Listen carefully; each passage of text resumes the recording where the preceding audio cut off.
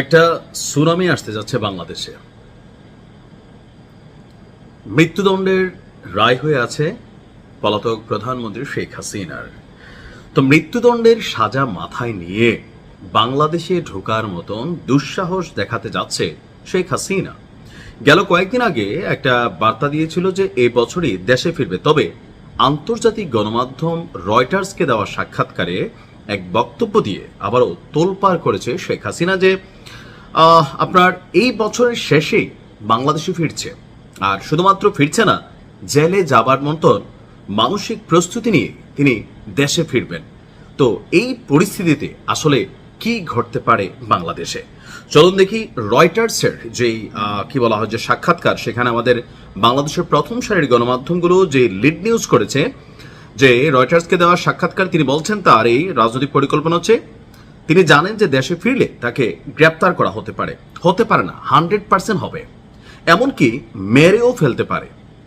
আর এই সকল কিছু জেনেই দেশে ফেরার সিদ্ধান্ত নিয়েছে শেখ হাসিনা। তার ভাষায় নেতাকর্মীরা চরম নিপীড়নের শিকার হচ্ছেন। যদি মৃত্যু আসে, আমি চাই তা আমার নিজের মাটিতেই হোক, যেখানে আমার বাবা মায়ের কবর রয়েছে এবং তাদের রক্ত ঝরেছে, এমন বক্তব্য দিয়েছেন। তো দেশে ফেরার বিষয়ে আসলে সরকারের সাথে বা ঢাকার সাথে কোনো ধরনের যোগাযোগ আছে কিনা, তো জবাবে শেখ হাসিনা বলছে যে না, কোনো যোগাযোগ হয়নি। গণতন্ত্র, ভোটাধিকার, রাজনৈতিক অধিকার এই বিষয়গুলো নিয়ে কোনো গোপন আলোচনা হতে পারে না। দীর্ঘদিন দেশ পরিচালনার ক্ষেত্রে আওয়ামী লীগ সরকারের ভুল ত্রুটি হতে পারে স্বীকারও করেছেন তিনি। বলছেন সরকার ভালো মন্দ বা ঠিক ভুল বিচারের অধিকার কেবল জনগণের। তো এখন ভারতে বসে দল গোছানোর কাজ করছে। এছাড়া আরো বিভিন্ন বক্তব্য তিনি রয়টার্সকে একটা লম্বা চূড়া সাক্ষাৎকার দিয়েছেন। এখন প্রশ্ন হচ্ছে, এই বক্তব্যের পর বাংলাদেশে আওয়ামী লীগের নেতাকর্মীদের এক ধরনের ঈদ উৎসব ফিল হচ্ছে। আসলেই কি শেখ হাসিনা বাংলাদেশে ফিরবেন? পারসেপশন কি বলে? আমি ক্ষুদ্র মানুষ, ক্ষুদ্র অ্যানালিস্ট, তা আমার পারসেপশন বলে যে তিনি ডিসেম্বর আসলে দেশে ফিরবেন না। তো তাহলে কেন এই বক্তব্য দিয়েছেন? কারণ সাম্প্রতিক সময়ে আপনাদের খেয়াল থাকার কথা, আওয়ামী লীগের প্রতিষ্ঠা বার্ষিকী উপলক্ষে বেশ কিছু ঘটনা ঘটেছে বাংলাদেশে।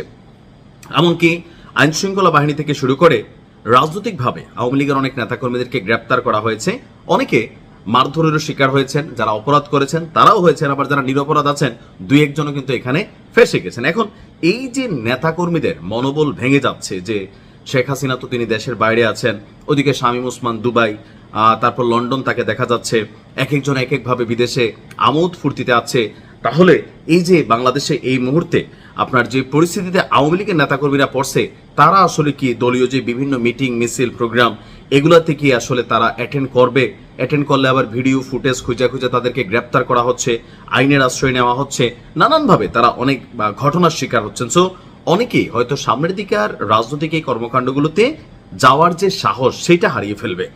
সেইটাকে মাথায় রেখে আমার মনে হয়, যেটা আমার ব্যক্তিগত মতামত, যে তিনি আসলে নেতাকর্মীদেরকে উজ্জীবিত করার জন্যই এমন বক্তব্য দিয়েছেন, একটা টাইম ফ্রেম বেঁধে দিয়েছেন। এমনকি ডিসেম্বরের আগে বাংলাদেশে নানান ধরনের ঘটনা ঘটতে পারে। কেন? যেহেতু শেখ হাসিনা একটা নির্দিষ্ট মাসের নাম বলে দিয়েছে। এখন তিনি যদি না আসেন বা আসেন তাহলে কি হবে? প্রথমত, আওয়ামী লীগ যদি আসে, শেখ হাসিনা যদি দেশে ফেরার জন্য টিকিট করেন, মুহূর্তের মধ্যেই মানুষ জেনে যাবে, মুহূর্তের মধ্যেই। এটা ভারত থেকে অটোমেটিকলি, আমার মনে হয় যে বাংলাদেশে তিনি ঢোকার আগেই সারা ঢাকার মধ্যে একটা অস্থির পরিস্থিতি তৈরি হবে। এমনকি তার আশাকে কেন্দ্র করে এই মুহূর্তে আমি বাংলাদেশে বলি যে বিএনপি, জামাত বা অন্যান্য দলগুলোর মধ্যে আপনি যেই বিভাজন দেখছেন, কিন্তু আওয়ামী লীগ প্রশ্নে প্রত্যেকেই কিন্তু তারা রসুনের মতন একটা অবস্থানে চলে গেছে। আবার আওয়ামী লীগের যেই শাসন, ভালো কাজ, খারাপ কাজ, এটার ভালো ইফেক্ট বা খারাপ ইফেক্ট, এই মুহূর্তে খারাপ ইফেক্টটা একটু বেশি। সো এই খারাপ ইফেক্টটা এত দ্রুত মানুষের মন থেকে চলে যায় নাই। আবার ধরেন এই পরিস্থিতির মধ্যে তিনি আসার চেষ্টা করলে তার বিরুদ্ধে আইন শৃঙ্খলা বাহিনী সর্বোচ্চ অবস্থান নেবে। তার আসার আগে সারা বাংলাদেশে হাজার হাজার লাখ লাখ নেতাকর্মীদেরকে গ্রেপ্তার করা হবে। বিশেষ করে যারা অর্গানাইজ করেন, যারা এখানে বিভিন্ন ধরনের ভূমিকা রাখবেন, তাদের প্রত্যেককে গ্রেপ্তার করা হবে। যেমন বেগম খালেদা জিয়াকে আওয়ামী লীগ যখন গ্রেপ্তার করেছিল, আপনাদের খেয়াল থাকার কথা, আগে মাঠটারি কিন্তু খালি করে ফেলছে। এরপর আমরা ভাবছিলাম যে সারা বাংলাদেশ আলোয় যাবে। আসলে বিএনপি তখন বড় ধরনের কোনো ভূমিকা রাখতে পারে নাই। কেন পারে নাই? কারণ তাদের যারা মূল কারিগর আছেন অথবা অর্গানাইজার আছেন দলীয়ভাবে সাংগঠনিকভাবে, তাদের প্রত্যেককে দৌড়ের উপর রাখা হয়েছে, গ্রেপ্তার করা হয়েছে, বিভিন্নভাবে গুম করা হয়েছে। তো স্বাভাবিকভাবে একটা ভয় ঢুকে গেছিল, আর সেই ভয়ের কারণে বেগম খালেদা জিয়াকে যখন গ্রেপ্তার করেছিল আওয়ামী লীগ, তখন আসলে দেশে তেমন কোনো বড় ধরনের ঘটনা ঘটে নাই। শেখ হাসিনা যেহেতু 6 মাস আগে এই আওয়াজ দেয়া দিচ্ছেন, সরকার অবশ্যই সর্বোচ্চ লেভেলের সতর্ক অবস্থানে থাকবে। তারপর রাজনৈতিক দলগুলোর মধ্যে এখন যে বিভাজন আছে সেটা একটা কেন্দ্রবিন্দুতে আলোচনায় বসবে, প্রকাশ্যে হোক অপ্রকাশ্যে হোক। কারণ আওয়ামী লীগ যদি বাংলাদেশে ব্যাক করে, এখানে একটা অস্থির পরিস্থিতি তৈরি হবে। আর এই পরিস্থিতিটাকে সামাল দেওয়ার জন্য শেখ হাসিনা যদি বাংলাদেশে ঢুকেই, অবশ্যই সেখান থেকে ভারতের সাথে একটা নেগোসিয়েশন থাকতে পারে রাষ্ট্রীয়ভাবে, অথবা শেখ হাসিনাকে পাঠানোর পরে সীমান্তে নানান ধরনের অপতৎপরতা ঘটতে পারে, অথবা দেশের ভিতরে নানান ঘটনা ঘটতে পারে।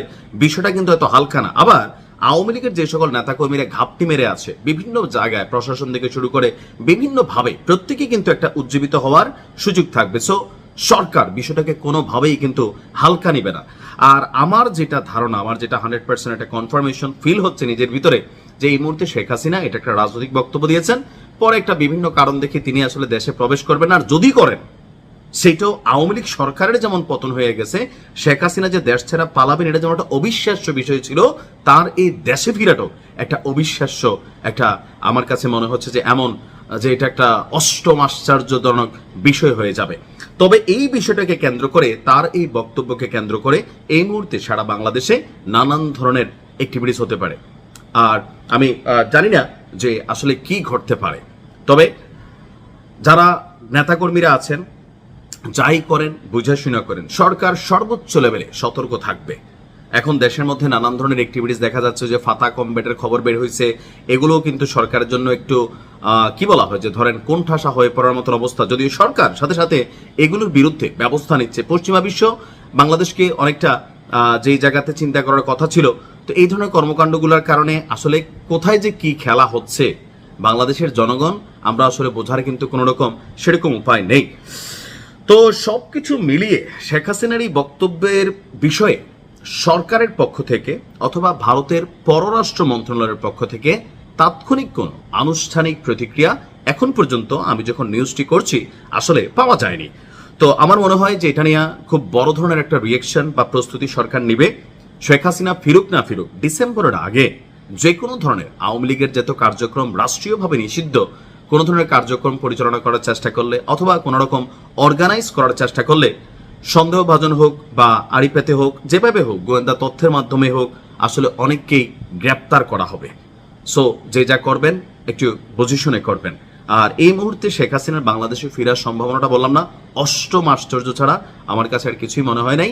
এটা নেতাকর্মীদেরকে উজ্জীবিত করার জন্য বলেছেন। আর যদি আসেন, বাকিটা তো ভাই একটা মহা কেয়ামত হয়তো এদেশে ঘটবে। কি ঘটবে সেটা আল্লাহ মালুম। বাংলাদেশকে আল্লাহ হেফাজত করুক। ভালো থাকুন। আসসালামু আলাইকুম।